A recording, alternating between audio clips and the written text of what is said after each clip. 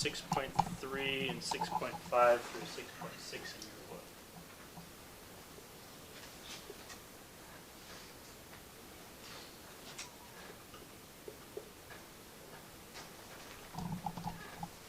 So those of you who are trying to read along, that's where you go to do the reading. Oh, it's on. And okay, so I guess we'll start with a clicker quiz then, which will be over the stuff that we did this last time, which was the kinematics of uniform circular motion.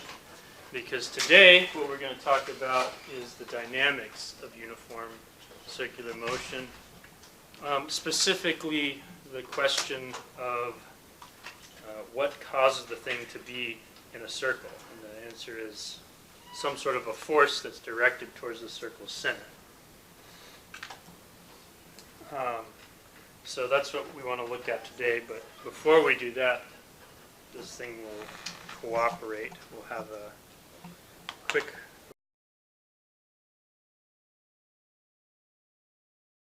I'm going to go ahead and turn this thing off.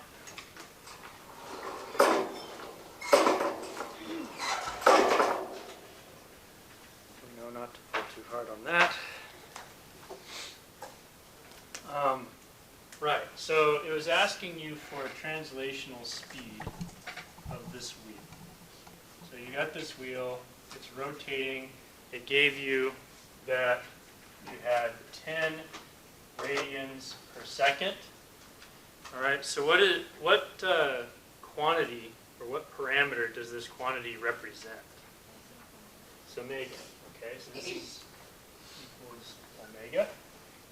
And it also told you that it had a radius r of 1 meter, right? 1.0 meter. Okay, and the thing that you're trying to figure out is distance over time for this thing's travel. In other words, what's the translational speed, or what's the center of mass speed of this thing as it rolls along this way? All right? So each time that it makes one revolution, how far is it going to go? What distance does it have to travel to have unrolled itself one whole revolution? 2 pi times 1 meter, 2 pi r. Okay. Now 2 pi, what did that one represent? So it would represent the angle that it's rolled through, right? All right, so the distance traveled, if we wanted the distance traveled, we could say something like x is equal to theta times r, or delta x is theta times r.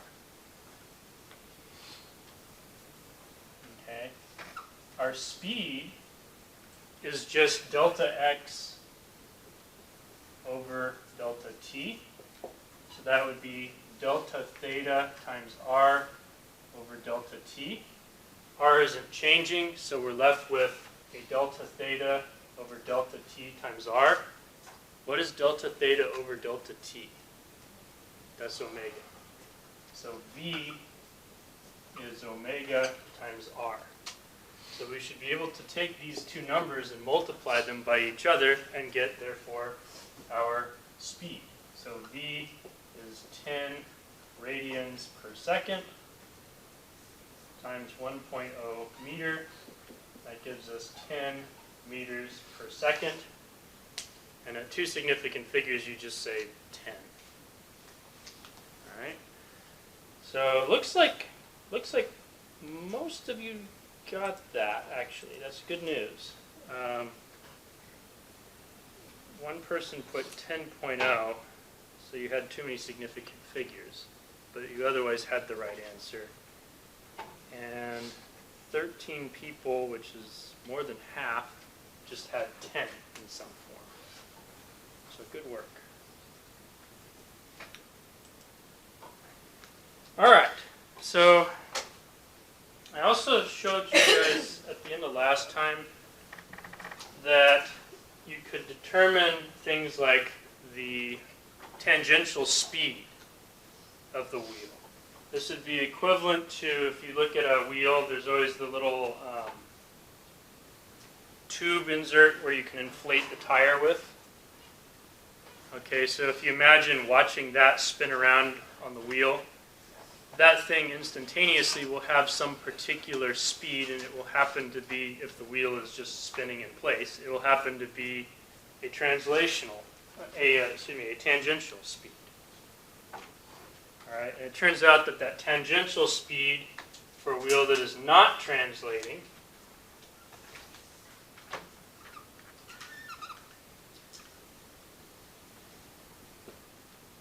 is also equal to r times omega. All right.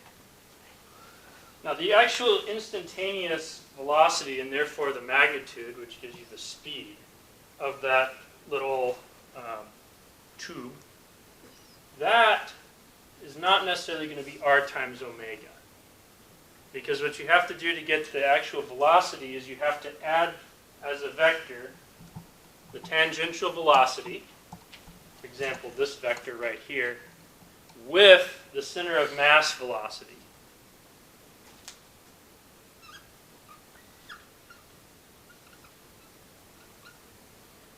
And the center of mass velocity, as it turns out, is the thing that we found up here, is also r times omega, or omega times r, whichever you'd like, whichever order you want to put it in. All right? So what does that actually make the instantaneous velocity of a given point on the wheel?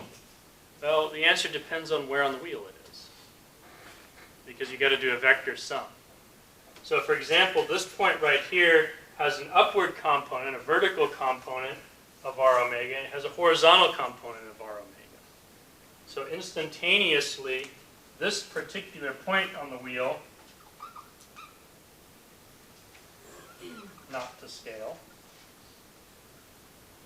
would have root 2 times r omega as its velocity.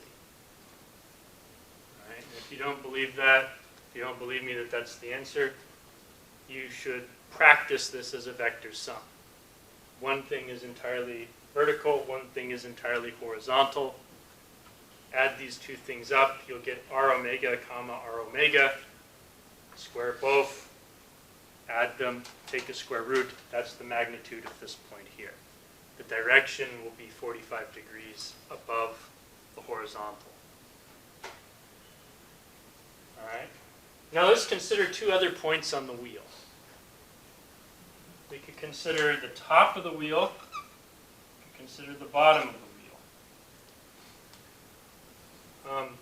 By the way, I drew this vector actually backwards. If the instantaneous tangential is this way, it means the wheel is going this way, it means my center of mass is actually like this. And so this one actually should maybe point in the other direction.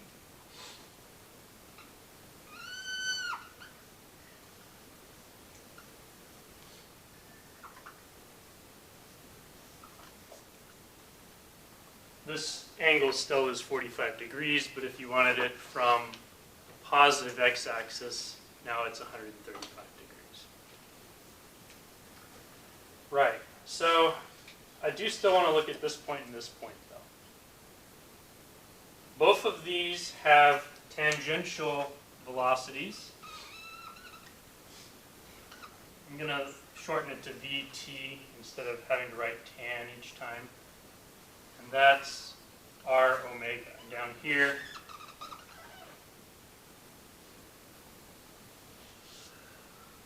I have vt, that's r omega. This one right here is your v center of mass, that's r omega. All right, so now let's do some vector sums of this, and of this, and this. In other words, we're looking at the tangential speed added to the center of mass speed at two locations, the top and bottom of the wheel. At the top of the wheel, both point in exactly the same direction. So when we add them together, what do we get?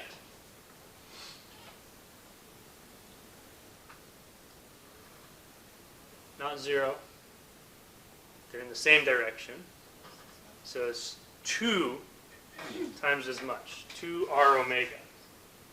So this point right here, relative to the ground, is moving at 2r omega. Now, listen carefully. This other thing is important. What about the one on the bottom? If I add this to the center of mass, what is the relative direction between those two things? It's like this. They're opposite, 180 degrees. So, what does that mean you're going to get when you add them together? You said it the first time for the other. 0. So relative to the ground, this point has a speed of 0. Now, why is that important? Why does it matter that the point on the ground has a speed of 0 relative to the ground? Okay. All right. So did everybody hear what she said? What she said is, since the point that's on the ground has a speed of 0 relative to the ground, if we're trying to figure out what friction acts on it, we have to use the friction that goes with 0.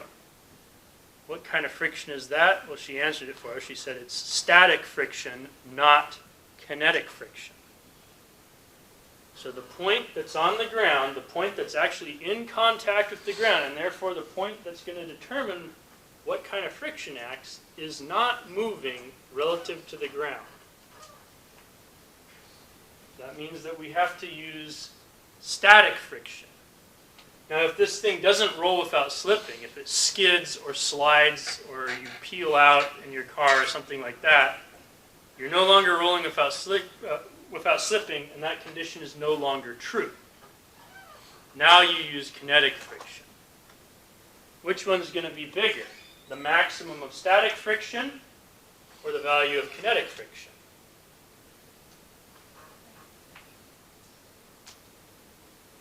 You'd have to look at the chart of coefficients, but you'll notice that the coefficient for static tends to be larger than the coefficient of kinetic. So the maximum static friction is bigger than the kinetic friction. Okay, what does that mean happens if your wheels lock, you start skidding, anything like that?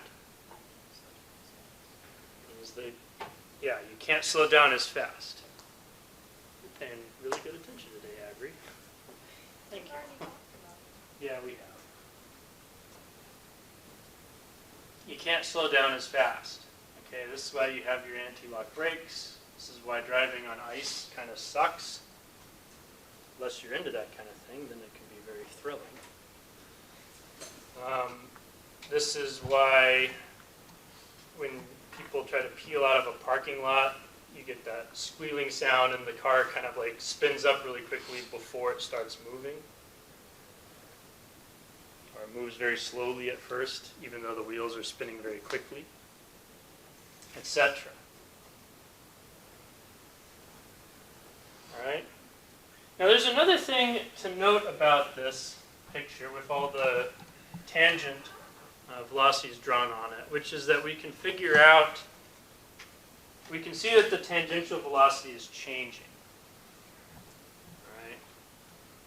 If you have, say, a piece of gum stuck to the tire, so you can see that particular part of the tire, it's on the outside of the tire, you watch it going around, it moves around at the same rate. Omega is the same.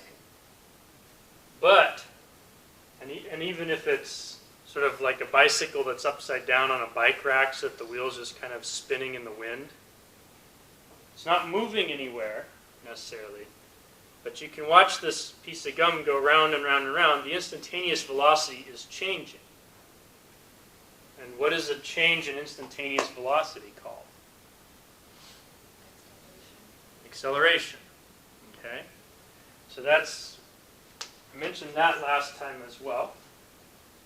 You can figure out the direction of the acceleration. Your book has a nice diagram that shows this, but you could try to do it yourself by basically drawing tangent lines that get closer and closer together. And what you'll find is, instantaneously, assuming that you have a constant rate of rotation, instantaneously, the vector for the acceleration, the change in the direction of the velocity vector, will point to the center of the circle. It can be called a center-seeking acceleration, and the word for that is centripetal. It's a centripetal acceleration.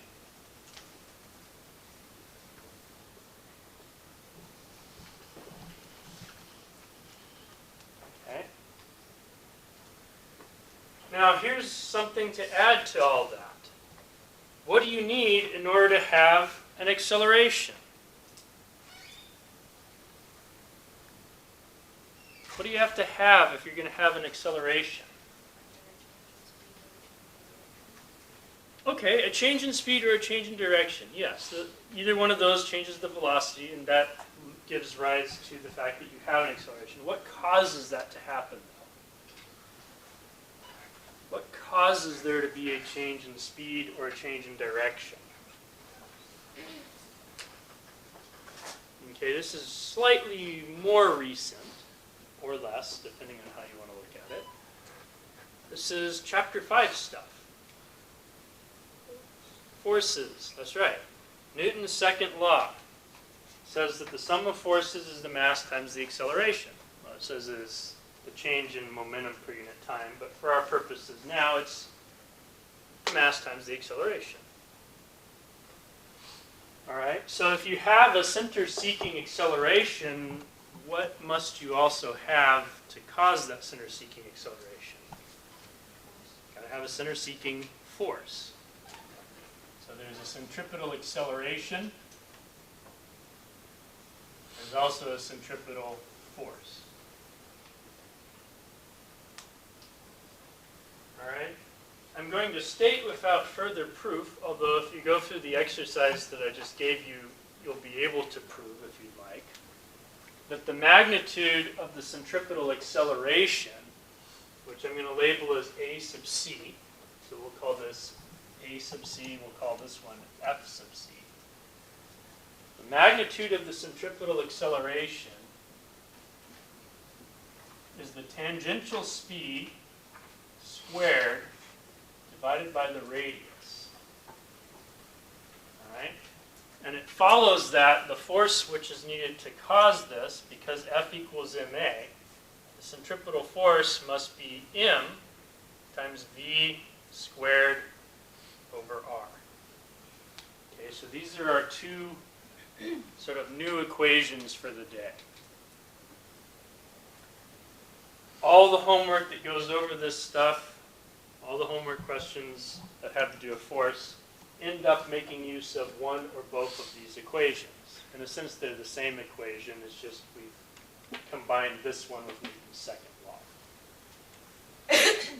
Now, given that you also have this equation from last time, that V tangential is R times omega, you can also express this as omega squared times R. And you can also express this as m omega squared times R. All right, that's not necessarily a new equation, but it's a new form of the equation. And it's a form that you may need for some of the problems in the homework. I expect you to be able to go from one to the other for homeworks, for tests, etc. So, now let's start applying this to different situations, shall we say. There's a lot of things that have circular motions. I'll name a few, and then we'll pick maybe one or two as time allows. Okay, some places where you see centripetal force, centripetal acceleration, and therefore motions, some sort of circular motion. Okay, obviously the simple example that I gave, the piece of gum stuck to the tire, it is going through some sort of a circular motion. There must be a force, probably whatever is the force of stickiness of the gum, if you will. Okay, and it has some acceleration. Let's think of some better examples than just that, though. we talked about how, in principle, you could have a circular orbit around a planet or a star or a moon or whatever. You can put a satellite in a circular orbit. Now, normally they actually go in elliptical orbits, but in principle, you could have a circular orbit. Okay, if you have such an orbit, then this right here is the form of the acceleration. This right here is the form of the force that has to keep it there. What force is present to actually keep an object in orbit?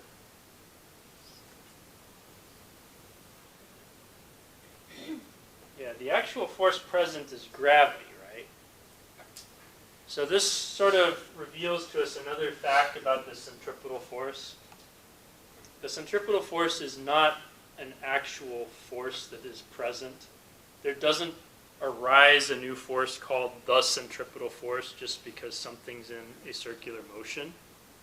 Instead, you have to have some set of forces present. Could be the stickiness of the gum to the wheel, could be gravity, could be the string on a pendulum, which is what you actually did in the lab, I think, when you did the centripetal force thing in the lab. Did you do centripetal force or centripetal acceleration? You did centripetal force. Okay, I didn't teach labs this semester for Physics 1, so I don't know. Like basically all these references to this is what you did in the lab is from memory from the last time I happened to teach the lab. They didn't assign me to teach it this time, right? Whatever reason. In any case, you had some centripetal force. Okay, so you measured in lab is from the string, is the tension in the string. Was it just the tension in the string, though?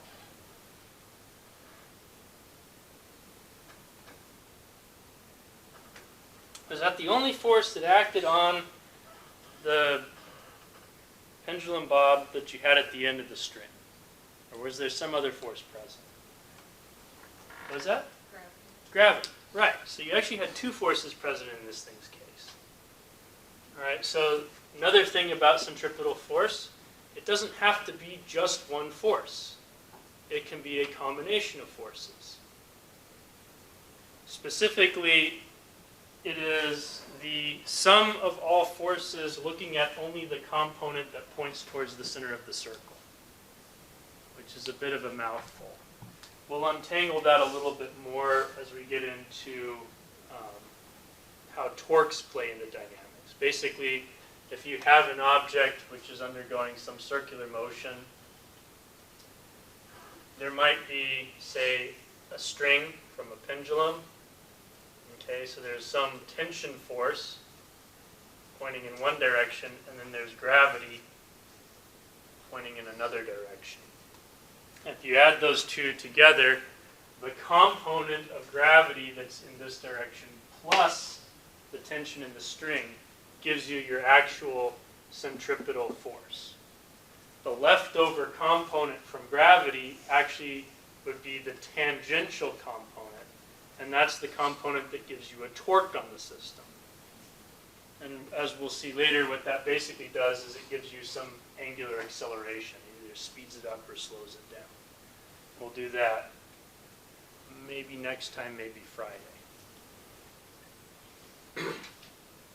Okay, so the tension in this case plus the gravity component that is center-seeking. So we could say like F sub c gravity plus F sub t gravity.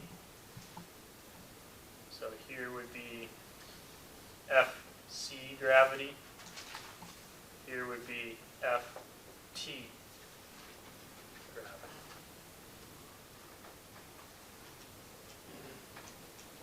And those will form a right angle always. Oops. Okay, one more example of this, and then we'll maybe do a detailed example. Let's do two more examples. Let's think of two more examples of this stuff. Then we'll do something more detailed. All right, roller coasters. When you get on a roller coaster, if you get on a roller coaster, they sometimes have those corkscrew parts, you know, where the roller coaster will like do one loop like this, or maybe it'll do a few loops like this as it goes. That has some circular motion to it as well. that one you have to therefore have a total force that is pointing towards the center, or you have to have some force pointing to the center.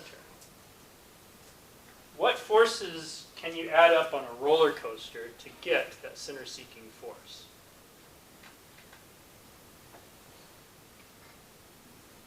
In other words, what forces are actually present on a roller coaster? And here's a little bit of a hint for thinking through what forces can add up to a center-seeking force. It's another way of saying, what forces would you have said are present before today, before you heard the term center-seeking force? Because those are the forces that are actually going to be present. They're going to add up in some way to give you your center-seeking force. So what forces are actually present on a roller coaster, generally speaking?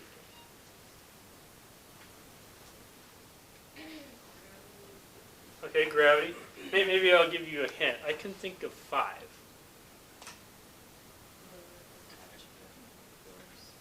Without any attachment force. Okay. I'm assuming one that's not actually secured to the track, by the way. But yeah, if it's secured to the track, yes, whatever force is securing it to the track, whether it's mechanical, magnetic, or what have you, that would be 6. Okay, so let's write them. We'll say attachment, be it magnetic, be it a mechanical hook or something. We have gravity. I'll name a few of the ones that you maybe wouldn't have thought of. I'm going to misspell this one. Buoyant force. That's basically a force due to the fact that the roller coaster is in the air. So you have some fluid force from the air. We'll learn about that later. Another fluid force, drag. Another force that's not fluid force, but acts kind of like drag in that it tends to slow things down, which would be friction. And if there's friction, what else is there? If friction's present, there's another force present. Say again? Normal? Okay.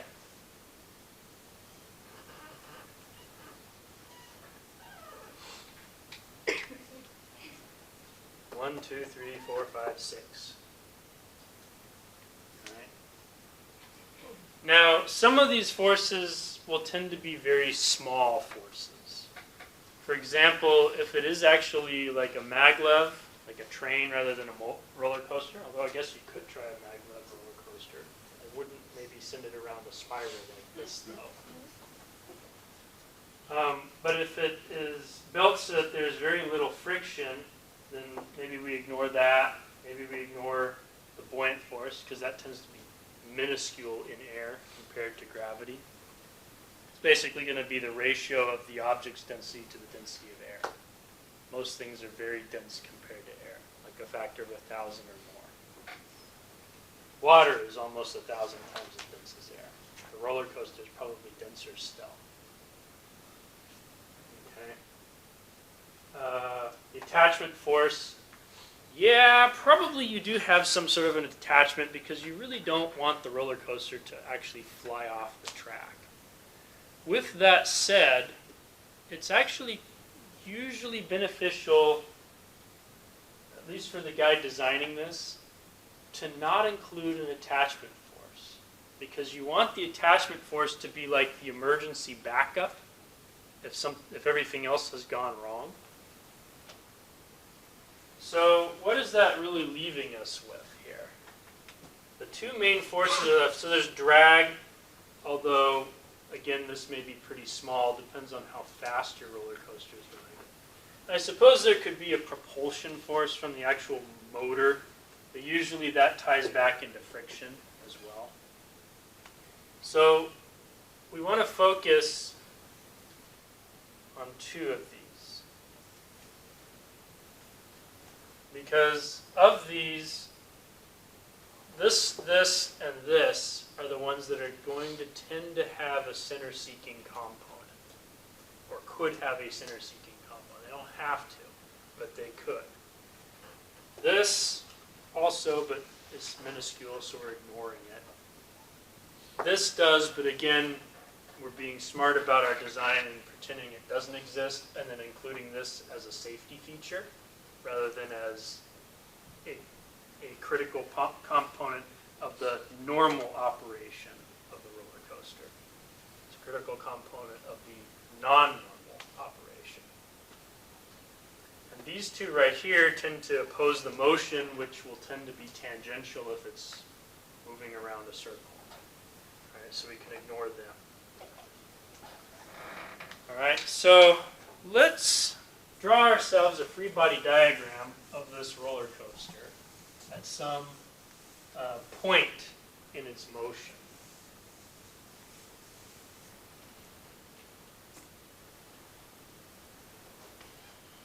All right, so we're going to go around some sort of a circular track.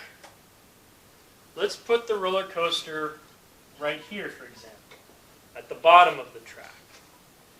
It's getting ready to go into the track, so it has some speed this way, v. I'm going to draw my forces in a different color. The two forces in question here are gravity and the normal force. All right? So gravity, wherever it is, gravity should be down. Like that. What direction is the normal force going to be in? It's got to be upward in this case. In fact, the normal force everywhere on this circle is actually a center-seeking force. If you got rid of everything else, the normal force could be the thing that keeps you on the track. And actually, you can make a roller coaster work in outer space because of this. It's just that you'd have everywhere the same force, and it'd always be towards the middle of it. Maybe I should say you could make a roller coaster loop work in space. You can't make, all of this stuff work. All right, so here we are. You'll notice that I drew these at different lengths. Was that by accident? Probably not, since I'm mentioning it, right? Why would I draw these at different lengths? Somebody just said gravity and normal force, which is opposite and equal. But you see here, I've drawn them at not normal lengths. I don't mean them to be opposite and equal. Because in this case, they're not. If it's in outer space, then you have no gravity, and you have some normal force present. So we know it's not necessarily equal. It turns out that the normal force has to be down here greater than gravity. How much greater than gravity? Well, our centripetal force needs to be mv squared over r. All right, so Fc is mv squared over r. Okay, but what about this normal force? Where does the centripetal force come from? Well, it's the sum of these two, because these are the only two things that have center-seeking components. So this somehow has to be equal to the normal force as a vector plus gravity as a vector. And since, in a sense, we have one dimension here, it really will look like this, Fn minus Fg. Okay, and so it follows that the normal force must be gravity plus mvt squared over r. All right. Likewise, we could go to the top of the roller coaster and repeat up there at the top. And at the top, if I draw a free body diagram, I have gravity. Should be the same up there as it is at the bottom, roughly, unless it's a really big roller coaster. My normal force still has to be downward like this. But now how big is the normal force? Well, it's downward like this somehow. You'll notice that I've drawn it a lot smaller than before. Because up here at the top of the motion, the relationship is that the centripetal force, which is m vt squared over r, this is now the normal force plus gravity. Right? So in other words, the normal force will now be this minus gravity rather than this plus gravity. Hence why I've drawn it a bit smaller. Note that it could still be larger than gravity, however. Now here's the part where the engineer who designs this thing has to pay a special attention, because here's where safety comes in. There's a maximum acceleration which a person can deal with. A maximum safe acceleration. If you go above that, then you either rush blood to the brain or rush blood away from the brain, such that they will either have a readout or a blackout, depending upon if all the blood rushed to their brain or if all of it rushed away from their brain. All right. It depends upon the person. There is, as with other things, some variance between one person and the next. It's sort of like, again, another standard distribution.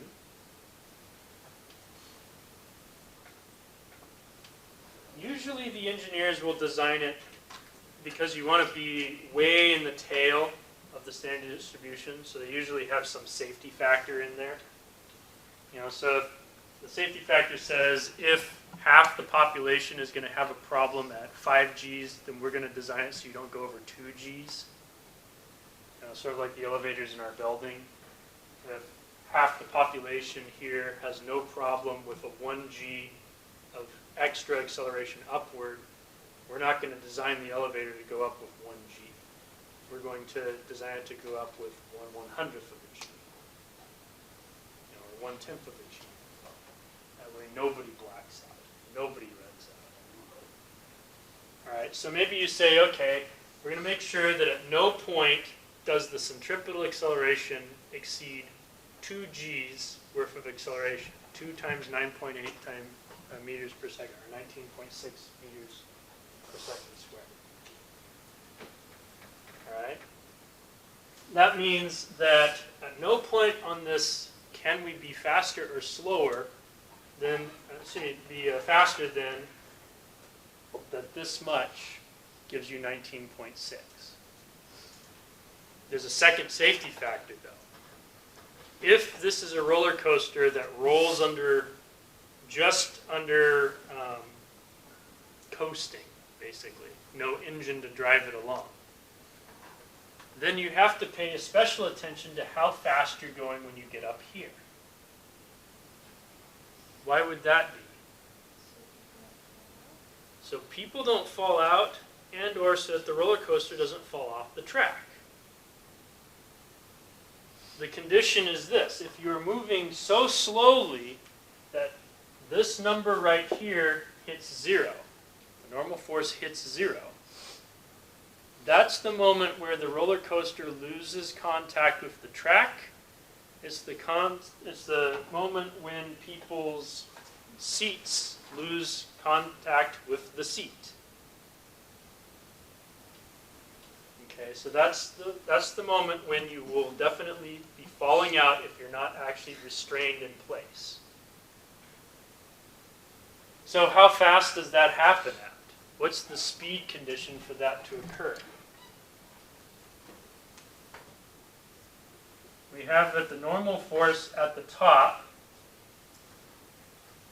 is mv at the top squared over r minus mg. Okay?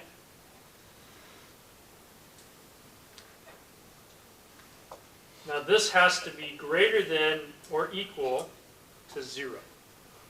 Again, the engineer would probably say, well, it's got to be equal to 0. That tells me the minimum, now double it for safety.